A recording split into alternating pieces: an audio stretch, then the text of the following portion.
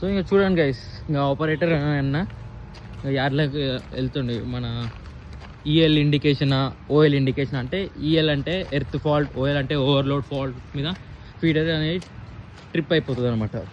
So ఆయన వెళ్ళేసి అక్కడ రీసెట్ చేస్తాడు అనమాట.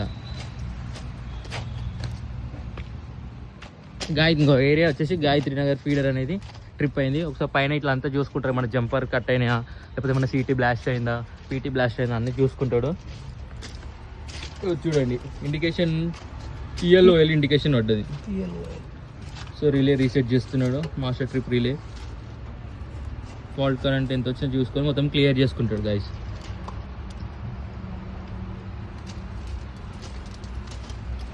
Accept reset. సో ఇట్లా ఈ విధంగా మళ్ళీ లోపలికి వెళ్ళేసి ఆన్ చేస్తాడు. ఒకవేళ ఆన్ అయిందనుకో ఫీడర్లో ఏదో మూమెంటం ట్రిప్ అయినట్టు. ఇన్ కేస్ ఆన్ కాలేదనుకో ఇంకేదో లైన్లో ఫాల్ట్ ఉన్నట్టు లైన్ మెయిన్ లైన్ ఇన్స్పెక్టర్లని లైన్లో తీసుకొని ఆన్ చేస్తాడు.